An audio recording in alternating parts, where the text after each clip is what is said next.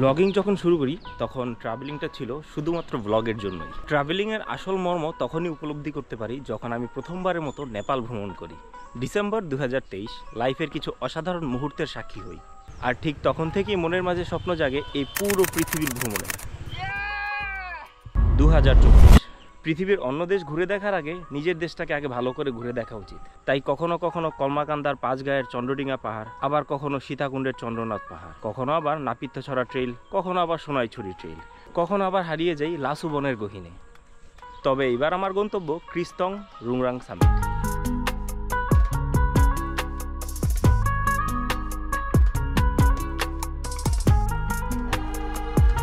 3 দিনের এই রোমাঞ্চকর ট্রেকিংয়ে আপনারা দেখতে পাবেন খেমচং পাড়া, মিনিয়ং পাড়া এবং ম্যানকিউ পাড়ায় পাহাড়ি আদিবাসীদের সাথে আমাদের রাত্রি যাপন, তাদের সাথে রান্না করে খাওয়া এবং তুলে ধরবো তাদের জীবনধারা।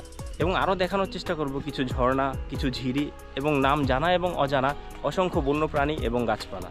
আর উপলব্ধি করতে পারবেন এই ক্রিস্তং রুংরাংয়ের অসাধারণ সৌন্দর্য। সো ক্রিস্তং সামিটের 3 পর্বের সিরিজের প্রথম পর্বে আপনাদের জানাই স্বাগতম। এখন আমি দাঁড়িয়ে আছি উপজেলা রোড আলীকদম বাজার, বান্দরবন। আর এখান থেকেই আমাদের ট্রেকিং শুরু হবে। এই মুহূর্তে আমি সহ আমাদের 6 জন ট্যুর মেম্বার্সের সাথে অটোতে করে যাচ্ছি আমতলী ঘাটের দিকে। আর সেখান থেকে আমাদের বোটে করে যেতে হবে দুসরি বাজার। এখন আছি আমতলী বাজারে। আর আমতলী বাজারের এখান থেকে আমাদের বোটে করে যেতে হবে দুসরি বাজার। হয়তোবা দুসরি বাজার যেতে 2-1 ঘন্টা সময় লাগতে পারে। আর দুসরি বাজার গিয়ে আমরা আমাদের পরবর্তী গন্তব্য খেমচং পাড়া, সেখানে যাব। তার আগে আরেকটা জিনিস বলে রাখি, সেটা হচ্ছে ক্রিস্তং রুংরাং এমন একটা প্লেস যেখানে হচ্ছে আপনি যদি গ্রুপ ট্যুর না দেন তাহলে এটা সামিট করা পসিবল হবে না। প্রপার গাইডলাইন ছাড়া ক্রিস্তং রুংরাংয়ে যাওয়া মোটেও পসিবল না। সো যদি আপনারা নিজেদের কোনো টিম বানিয়ে আসেন তাহলে ট্রাই করবেন যে এখানকার যে লোকাল গাইডস আছে তাদের মাঝখান থেকে কাউকে হায়ার করে নিতে, তাহলে আপনাদের রোড ম্যাপটা ইজি হয়ে যাবে। এই যে ভিউয়ার্স দেখতেই পাচ্ছেন মুরগি আর খাসি এগুলো নিয়ে যাচ্ছে। এগুলো হচ্ছে পাহাড়ি কুরু। এগুলোকে হচ্ছে আমরা রাতে ডিনারে খাবো রান্না করে। আমতলী বাজারের এই ঘাটে বোট নিয়ে অনেক সিন্ডিকেট আছে। সো আমাদের রিজার্ভ করা 3টা বোটও আমরা হারাই ফেলছি ওই সিন্ডিকেটের কারণে। কারণ তারা এক্সট্রা কিছু টাকা চাইছিল, আমরা দেই নাই। সো তারা বোটে অন্য মানুষদের নিয়ে চলে গেছে যারা এক্সট্রা পেমেন্ট করছে। আর আরেকটা জিনিস, সেটা হচ্ছে আমরা এখানে 2-2.5 ঘন্টা যাবত ওয়েট করতেছি। ঘাটে একটা মাত্র বোট আছে, তার উপরে সেটাতে কোনো চালক নাই। আর ভোরবেলা যে বোটগুলো ছেড়ে গেছে সেগুলোর জন্য এখন আমরা ওয়েট করতেছি যে সেগুলো কখন আসবে আর সেগুলোতে করে যাব। আর এখন হচ্ছে প্রায় 1:30টা বেজে গেছে। আর যদি এরকমই লেট হতে থাকে তাহলে হয়তোবা আমাদের আজকে খেমচং পাড়া পৌঁছাতে সন্ধ্যা হয়ে যাবে।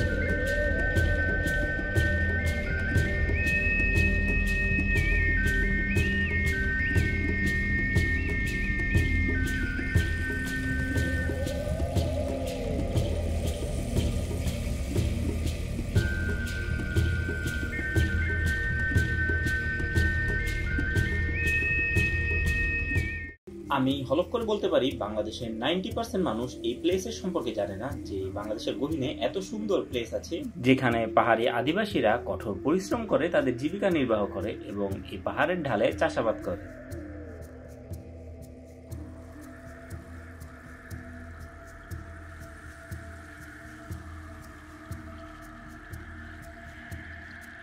যাত্রাপথে আমাদের বোট আটকে গেছে এখানে, যেহেতু পানি একদমই কম।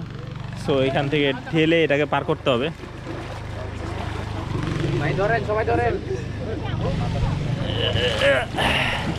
তো হয়ে গেছে।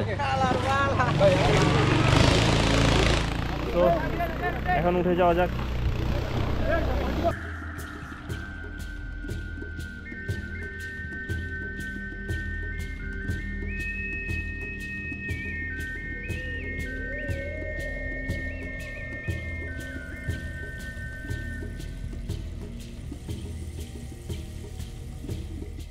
নদীতে পানি এতই কম যে একটু পরপরই আটকে যাচ্ছে, সো সে একটু পরপর নামতেছে আর ধাক্কা লাগাচ্ছে।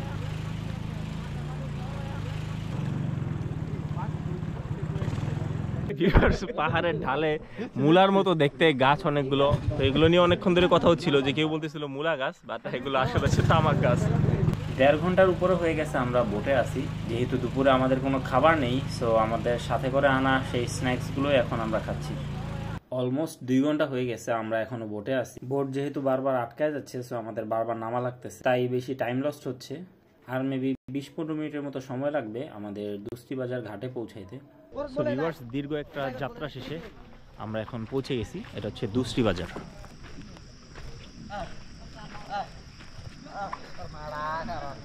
সো ভিউয়ার্স, এটা হচ্ছে ছোট্ট বাজার, আর এই বাজারে হচ্ছে এই যে এই ধরনের ছোট ছোট দোকান আছে যেখানে চা পাওয়া যায়, চিপস টিপস পাওয়া যায়, স্ন্যাক্স পাওয়া যায় আর কি।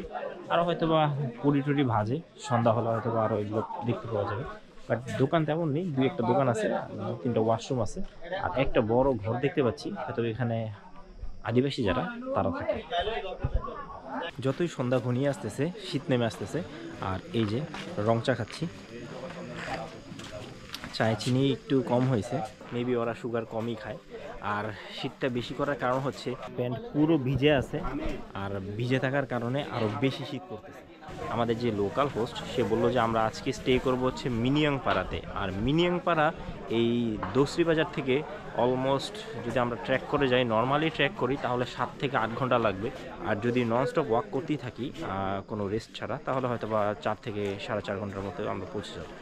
বাট সবচেয়ে বেশি ডিফিকাল্ট হচ্ছে যে মিনিয়াংপাড়ায় যখন আমরা পৌঁছবো তখন হয়তো বা 10টা বেজে যাবে, আর 10টা বাজে ওই টাইমে গিয়ে শীতের মধ্যে রান্না করতে হবে, খাওয়া দাওয়া করতে হবে, দেন ঘুমাইতে হবে, কারণ আমাদের ভোরবেলা আবার হচ্ছে উঠে আমাদের যে নেক্সট গন্তব্য সেখানে যেতে হবে।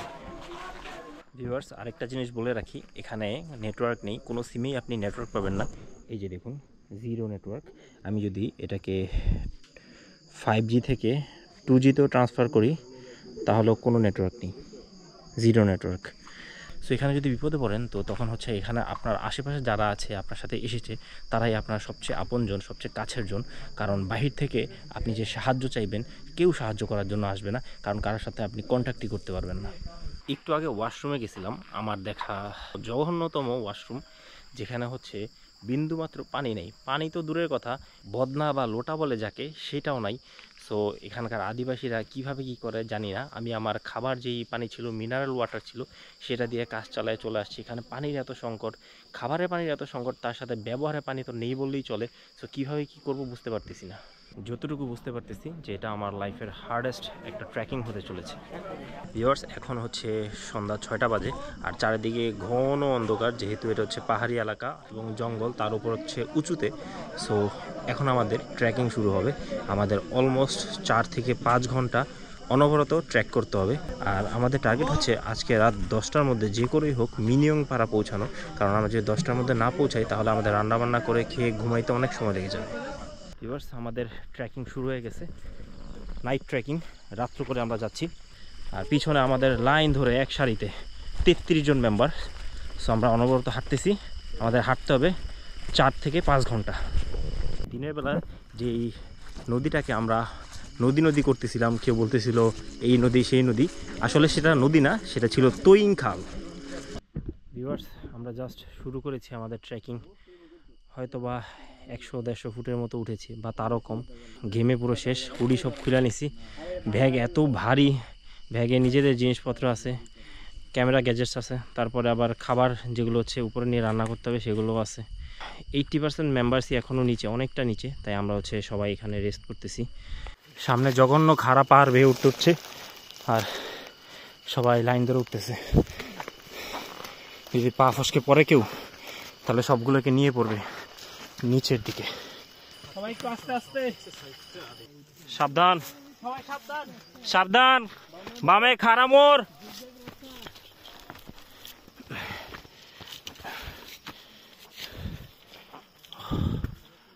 সাবধান, সাবধান,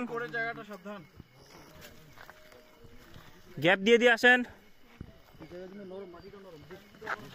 পুরোটা গিরিখাত, যদি নিচে পড়ে যাই তাহলে আর নিজেকে খুঁজে পাওয়া সম্ভব না।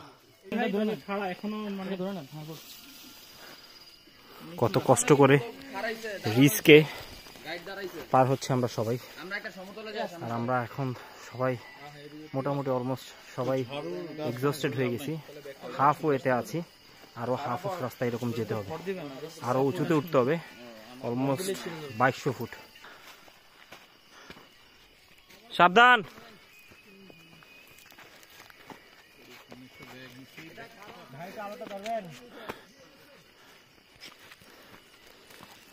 রিল্যাক্সে, আস্তে আস্তে, কোনো তাড়াহুড়া নাই ভাই। যেই খাড়া দেখেন, নিচে তাকান, পড়লে দেখছেন আপনি, ভাবেন একটু। যদি এটা দিনের বেলা হতো তাহলে দেখাতে পারতাম আপনাদেরকে যে পুরো বডি এক্সস্টেড হয়ে গেছে, আর রাস্তাটা এত ডেঞ্জারাস বলার মতো আমার কাছে ভাষাও নাই। সো রিল্যাক্স, সবাই রিল্যাক্স, খারাপ পথ, স্টপ, গ্যাপ রাখেন। আরো 1000 ফুটের মতো উঠতে হবে। অনেক কষ্ট করে উপরে ওঠার পর একটা ছোট্ট জুম ঘর পাইছে, যেখানে সবাই এখন রেস্ট নিচ্ছে। সবার বডি ফুললি এক্সস্টেড হয়ে গেছে, কথা বলার মতো শক্তি নেই। একজন চেহারা দেখলে বুঝতে পারবেন যে আমরা হয়তো বা কামলাঠিতে আসছি, এতটা কষ্ট হয়েছে উঠতে উঠতে, এখনো হাফ হয়ে বাকি। সো ভিউয়ার্স, অবশেষে মিনিয়াং পাড়ায় পৌঁছে গেছি, আর এক কোষ হাঁটলেই মিনিয়াং পাড়া। আর নিচে একটা ঝিরি ছিল, ঝিরি থেকে ফ্রেশ হয়ে নিছি, হাত মুখ ধুয়ে নিছি। এত পরিমাণ ধুলাবালি ছিল কি বলবো। সো এখন একটু ফ্রেশ লাগতেছে, রিফ্রেশ লাগতেছে। সো যাই দেখি কোন ঘরে আমাদের থাকতে হবে। সো ভিউয়ার্স, এই হচ্ছে মিনিয়াং পাড়ার জুম ঘরটা, যেখানে হচ্ছে আমরা আজকে নাইট স্টে করবো। ভিউয়ার্স, এখানে অনেক গেস্ট আসছে, অনেক গেস্ট, আর এখানে হচ্ছে রান্না হচ্ছে।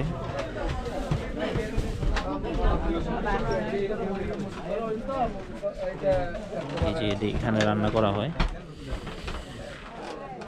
এটা সম্পূর্ণ বাঁশের মাচার উপরে তৈরি, কিন্তু অনেক মজবুত, ভাঙার কোনো চান্স নাই, অনেক পুরনো দেখতে। পরিমাণের তুলনায় বেশি গেস্ট হওয়ার কারণে অনেক সমস্যা ফেস করতে হচ্ছে, যেমন কি কোথায় থাকবে আর কার রান্নাটা আগে হবে, কোন টিমের রান্নাটা, সেটা নিয়ে প্রবলেম ফেস করতে হচ্ছে। এখানে কাটাকাটি করতেছে, বিভিন্ন মশলা বাটতেছে।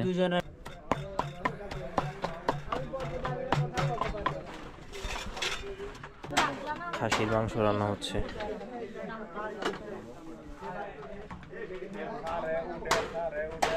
আমাদের খাওয়া দাওয়া শেষ, আর আজকের মতো সবাই টায়ার্ড, তাই সবাই ক্লান্ত হয়ে ঘুমিয়ে পড়েছে ডরমিটরিতে। এই সবাই এক লাইনে শুয়ে আছে, আর এখানে কম্বলের অনেক সংকট।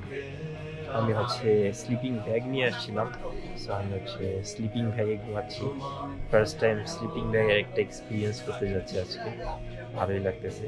সো আজকের মতো এখন গুড নাইট, আগামীকাল সকালবেলা দেখা হচ্ছে, কারণ আগামীকাল আমরা যাবো হচ্ছে খেমচং পাড়া। Good night. Good morning viewers, good morning from Miniyong পাড়া।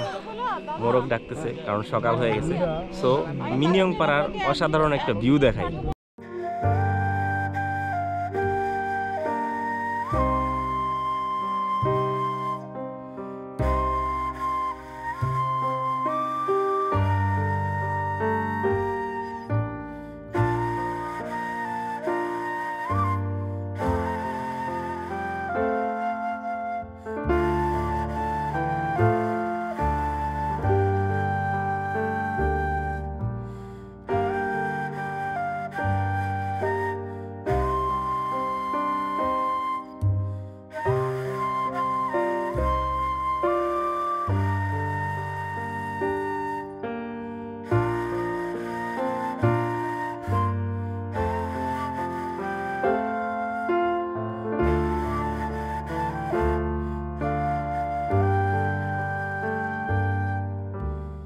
বাইশশো ফুট উঁচুতে থাকা এই মিনিয়ং পাড়াতে গতকাল একটা রাত কাটালাম, আর এখানে বসবাসরত পাহাড়ি আদিবাসীদের জীবনযাত্রা অনেকটাই বুঝতে পারলাম।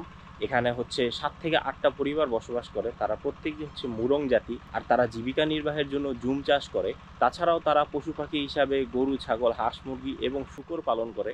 এখানে পানির অনেক সংকট, শীতকালে আর হচ্ছে গ্রীষ্মকালে পানি পাওয়াই যায় না। তখন তারা হচ্ছে নিচে একটা ঝিরি আছে, সেই ঝিরিতে যেতে প্রায় 1 ঘন্টা সময় লাগে। তো তারা সেই 1 ঘন্টার পথ অতিক্রম করে নিচে নামে, নিচে নেমে গিয়ে সেই পানি নিয়ে আবার উপরে উঠে আসে। আর এখানে পাহাড়ি আদিবাসী মুরং জাতিদের যে জীবনযাত্রা আমি দেখলাম এক রাতে, যতটুকু আমি উপলব্ধি করতে পারলাম তাদের সাথে থাকার পরে, life is not easy. Life এরা লিড করতেছে এত কষ্ট করে, এত হার্ডওয়ার্ক করে, আর আমরা বাসায় আরাম আয়েশ করে থাকার পর, খাওয়ার পর, ঘুমানোর পর পানির ব্যাপারটা যেটা ছাড়া মানুষ চলতে পারে না। আর আমরা এত আরাম আয়েশে থাকার পরও লাইফের কাছে প্রতিনিয়ত কমপ্লেন করতেছি যে আমাদের এটা নাই, সেটা নাই, লাইফ আমাদের সাথে নাইনসাফি করতেছে, লাইফ আমাদেরকে এটা দিচ্ছে না, আমরা হার্ডওয়ার্ক করতেছি। তাহলে এরা কি করতেছে? এরা 2 বেলা খাবারের জন্য কত পরিশ্রম করতেছে, আমরা তাহলে তো তার তুলনায় কিছুই করতেছি না। তারপরও আমাদের লাইফের প্রতি এত কমপ্লেন যে আমরা জীবন থেকে কিছুই পেলাম না। মানুষের কথা বাদ দিই, নিজের কথাই বলি। আমি তো সারাদিনই কান্না করি যে আমার ইউটিউব গ্রো হয় না, আমি ইউটিউবে এত পরিশ্রম করতেছি, আমার ভিডিওস দেখে না কেউ। না নিজেকে আর কিছু বলার আছে, না এই লাইফের কাছে আর কোনো কমপ্লেন্ট আছে। Thanks for everything. এখানে 10 জনের একটা টিম আসছিল, ভাইয়ারা, ওনারা চলে যাচ্ছে। ক্রিস্তং আসলেই বিগিনার্সদের জন্য না, যারা আগে ট্র্যাক করেছে অনেক জায়গায় এবং একটা প্রো লেভেলে চলে গেছে, তারাই হচ্ছে ক্রিস্তংয়ে আসতে পারে। এই যে মিনিয়ং পাড়া আসছে 7 ঘন্টা ট্র্যাক করে রাতের বেলা, সো তাদের উইটা দেখে ফাইটে গেছে। সো এখন হচ্ছে তারা ব্যাক করতেছে, পুরো টিমটা ব্যাক করতেছে। Kristong is not for beginners bro, এটা অনেক হার্ড। সো আজকে আমাদের জন্য একটা হার্ড ট্রেকিং ওয়েট করতেছে। আর এখন আমি একটু নিচে যাচ্ছি, নিচে ওই জায়গায় একটা ঝিরি আছে, আমার বোতল খালি হয়ে গেছে, এখানে পানি ভরতে হবে।